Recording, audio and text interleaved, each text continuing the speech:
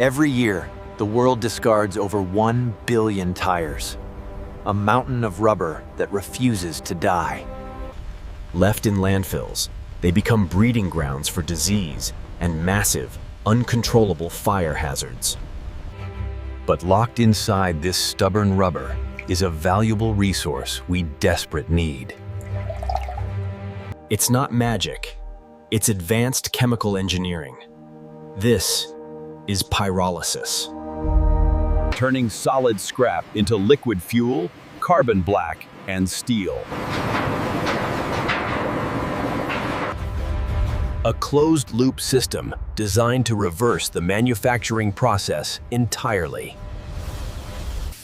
Today, we go inside the reactor to see how heat and pressure unlock the molecular bonds of rubber.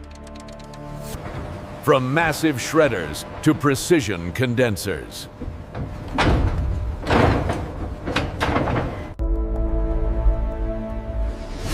Welcome to the future of waste management. The process begins at the intake bay, where logistics meets brute force. Not all tires are equal. OTR, truck, and car tires must be sorted for processing efficiency. This facility processes over 50 tons of rubber daily. Before shredding, the thick steel bead wires must be removed to protect the blades. A hydraulic debeater rips these high-tensile wires out in seconds. This steel is the first recoverable commodity of the day. The rubber carcasses are then fed into the primary shredder. Twin shafts with hardened alloy teeth rotate with immense torque. The vulcanized rubber is sheared into large, rough strips. These blades are heat-treated to maintain sharpness against the abrasive rubber. Large strips aren't enough. To maximize surface area for the reactor, we need chips. The secondary shredder refines the material down to 2-inch chunks. Internal magnets and air separators remove remaining steel wire and nylon fluff. The result is a clean, uniform stream of rubber chips. Mechanically, the tire is destroyed. Chemically, it's still intact. That changes now. The auto feeder pushes the material into the main reactor. Crucially, this system is an airlock. No oxygen can enter.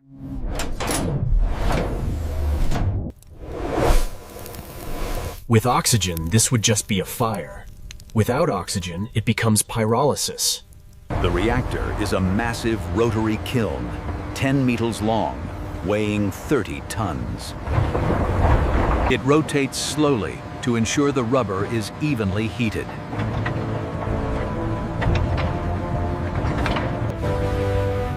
Burners ignite beneath the reactor, raising the internal temperature. We need to reach a precise window between 400 and 500 degrees Celsius. The steel shell glows as heat penetrates the rubber inside. Inside, the solid rubber begins to gasify. The long hydrocarbon chains are vibrating until they snap apart. Solid matter transforms into oil gas. This oil gas rises and exits through the main manifold. Pressure valves monitor the flow to prevent dangerous buildup.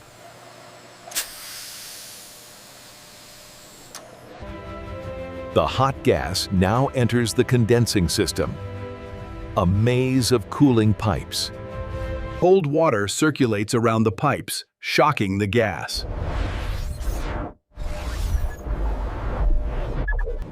As the temperature drops, the gas condenses back into a liquid state. Heavy oil forms first, trickling down into the collection tanks. This is pyrolysis oil, the primary output of the factory.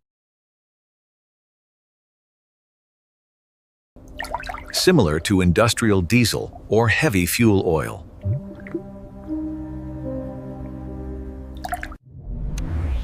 From 1 ton of tires, we recover about 450 kilograms of this oil.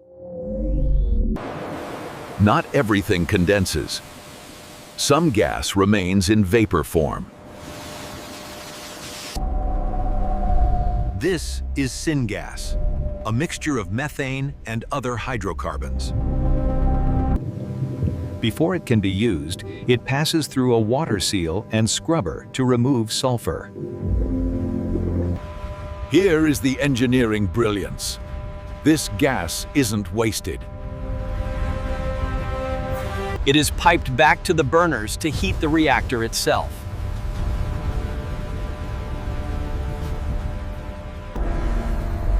Once running, the plant generates enough gas to power its own heating process. Back in the reactor, the oil is gone. What's left is solid residue. The reactor reverses rotation, pushing the solids into the auto-discharge system. This material is still dangerously hot and must be cooled in a sealed auger. The primary solid output is crude carbon black.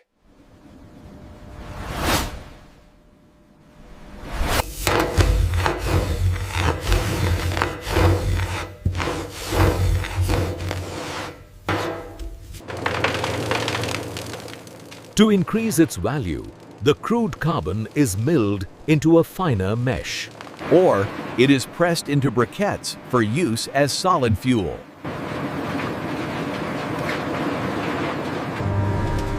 Mixed in with the carbon are the smaller steel wires we couldn't remove earlier. This scrap steel is baled and sent to foundries for remelting. Industrial recycling has strict emission standards. The flue gas goes through a desulfurization tower.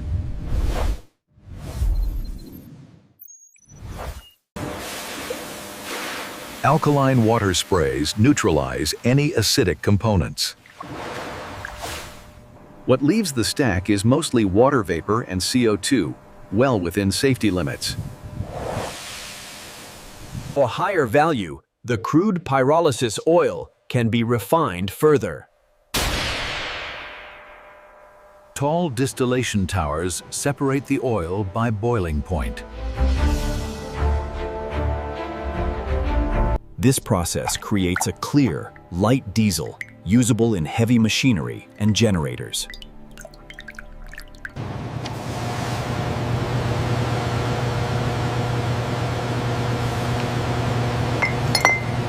Testing the flash point ensures the fuel is safe to store and transport.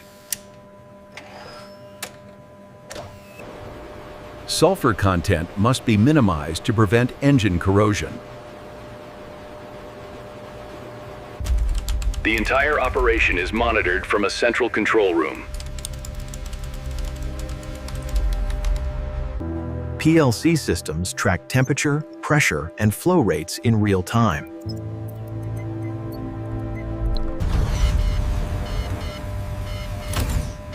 Critical system failure detected.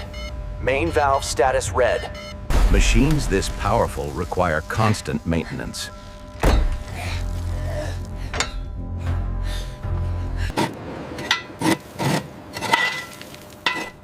Carbon buildup in the pipes is a constant battle. Outside, The tank farm holds hundreds of thousands of liters of fuel. Every day, tankers fill up to distribute this energy to the grid.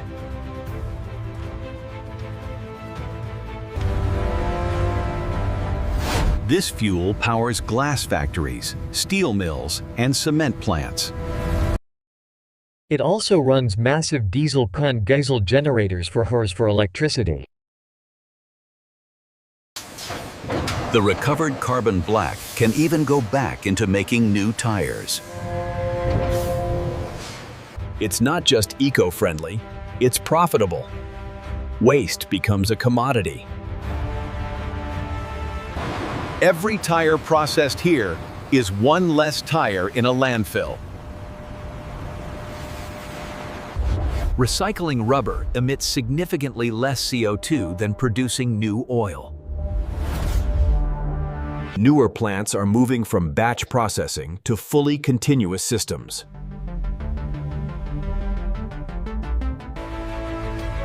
Advancements in catalysis will soon allow us to make gasoline and jet fuel.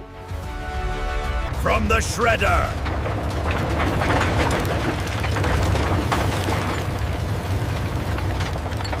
To the reactor.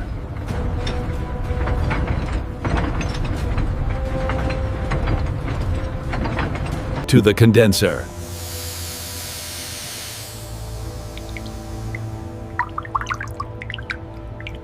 To the tank.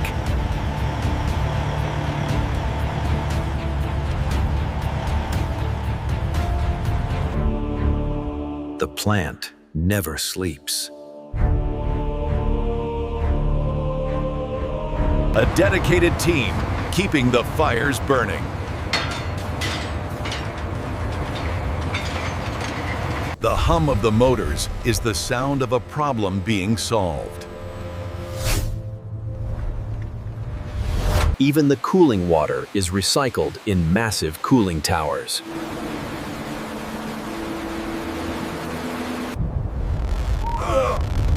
Fire suppression systems stand guard at every corner. Advanced filtration means the air outside smells clean, not like burning rubber. Unlike incineration, we don't destroy the material, we transform it. And unlike landfilling, we recover the energy stored in the rubber.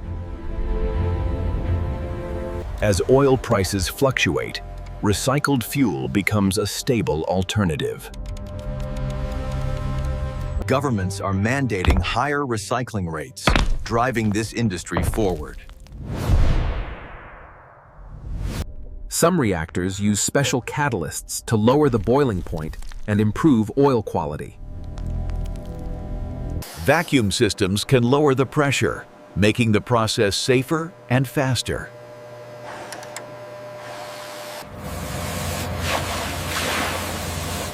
Dirt and moisture on the tires can reduce efficiency.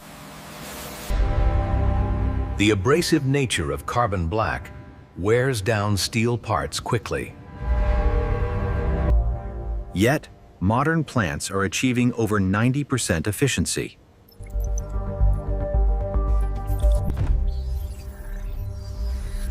Massive plants in Asia are processing millions of tons. Europe and the US are catching up with high-tech, automated facilities.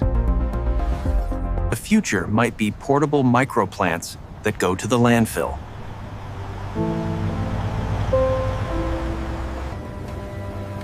Research is even looking at extracting pure hydrogen from waste tires. We took a product designed for the road and returned it to its elemental form.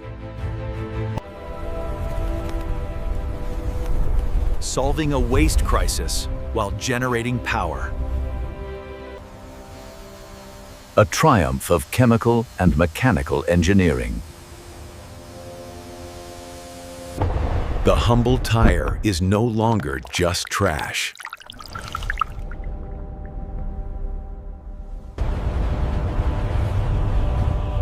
It is a resource waiting to be unlocked. turning the blackest waste into black gold. As the sun sets on the worksite, we remember the hands that shaped the world. Industrial art, a testament to our ambition, standing resolute against the fading light. The synchronized pulse of the facility continues uninterrupted, a complex web of industry glowing against the encroaching night. From dusk till dawn, the complex runs ceaselessly, a beacon in the night. Music ends.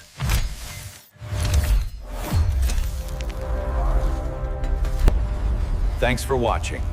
Check out our other engineering deep dives.